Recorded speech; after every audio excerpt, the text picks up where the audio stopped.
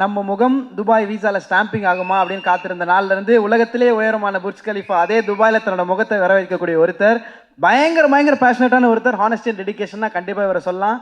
ரசிகனை ரசிக்கும் தலைவா மக்கள் செல்வன் விஜய் சேதுபதி அண்ணன் அவர்களை பேச அழைக்கிறோம்.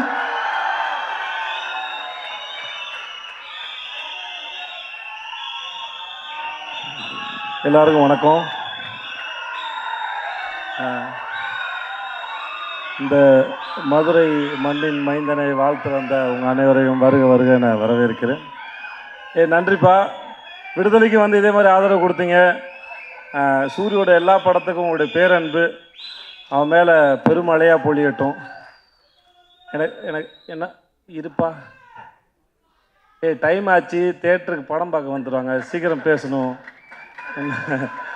எல்லாரும் இங்கே கேட்ட பேச்சிலே வந்து அம்மா வடிவுக்கரசி அம்மாவோட பேச்சு தான் பிரமாதம். ஆமாம், பிரமாதம். உங்களுடைய பேச்சு வந்து உங்கள் இயக்குனர் உங்களை எவ்வளோ சந்தோஷமாக வச்சுருந்தாரு, அந்த செட்டு எவ்வளோ அழகாக இருந்ததுன்னு அதை சொல்லிச்சது. வெற்றி சார் சொல்லிட்டே இருந்தார், செந்தில்குமார் வந்து மனிதர்களை கையாளுவதில் மிகவும் வல்லவர், அன்பில் வந்து பார்த்துப்பாருன்னு சொன்னார். செந்தில் நம்மளும் ஒரு படம் பண்ணுவோம் செந்தில், ரொம்ப நல்லா.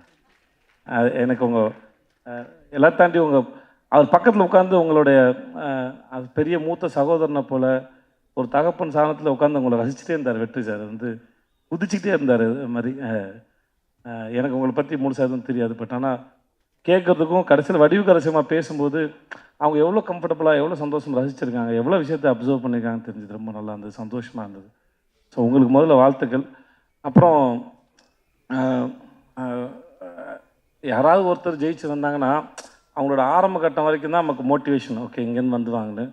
ஆனால் சூரி மாதிரி ஒரு ஆள் வந்து முதல்ல சினிமாவில் என்ட்ரி ஆகி இப்படி வந்தது ஒரு பெரிய சாதனையாக இருந்தாலும் இவ்வளோ நாள் இருந்த அந்த ஸ்பேஸ்லேருந்து ஜென்ரலாக வந்து என்னுடைய அனுபவத்தில் நான் ஒரு விஷயத்தை எப்படி அப்ரோச் பண்ணுவேன் அந்த ஆங்கிள்லேருந்து பார்த்து சொல்லும்போது, இவ்வளோ நாள் காமெடியனாக இருந்து ஒரு சீன் கொடுத்தும்போது ஒரு சீனை வந்து நம்ம என்ன பெர்ஸ்பெக்டிவில் அதை எப்படி அப்ரோச் பண்ண போகிறோம், எப்படி ரீச் பண்ண போகிறோம், அதோட ஏற்ற இறக்கம் எங்கே இருக்குதுன்னு ஒரு சீன் அனலைஸ் பண்ணி அப்புறம் டேரக்டரோட பேசி அதை பண்ணுறதுங்கிறது ஒருத்தருக்கு ஒரு டெக்னிக் இருக்கும். சூரியோட ஒர்க் பண்ண வரைக்கும் என்னென்னா, நான் வந்துட்டு ரொம்ப கம்மியாக தான் ஒர்க் பண்ணியிருக்கேன், ஒரு 2-3 படம் பண்ணியிருக்கமாடா அவ்வளோதான் இருக்கும்.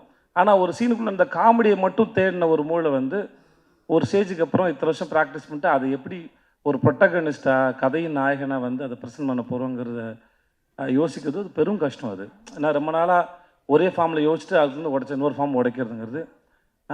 விடுதலைக்கு அப்புறம் அவனுக்கு கருடனை போல் ஒரு படம் வர்றதும், அடுத்து சிவாவோட ப்ரொடக்ஷனில் இவன் வினோத்தோட படம் அது வர்றதும், அவனை அடுத்தடுத்து ஹீரோவை பொசிஷன் பண்ணுறதுல அவன் வாழ்க்கையில் நடக்கிற இந்த படத்தோட இந்த ட்ரெயிலோட முதல் வசனத்தை போல் இயற்கையும் அந்த கடவுளும் அவனை வந்து சிறப்பாக அவனுக்கு வரம் கொடுத்து ஆசீர்வதிச்சுக்க நான் நம்புகிறேன்.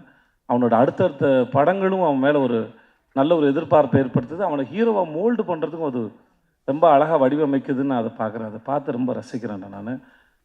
நம்ம ஊர் மூஞ்சி ரொம்ப அழகான சிறந்த கருப்பான அழகாக நீ வாழ்க வளர்க நல்லா இருப்ப நீ. இங்கே வந்தது அத்தனை பேருக்கும் நன்றி. அடுத்த முறை இருந்து மதுரை மட்டும் இல்லாமல் அகில உலக அப்படி தான் போட்டு நிறையா ஊர்லேருந்து அவனுக்கு பேனர் வரட்டும். வர்ற பஸ்ஸு 1-2லாம் இல்லாமல் இன்னும் நிறைய பஸ் வந்து ஆள் வரட்டும்.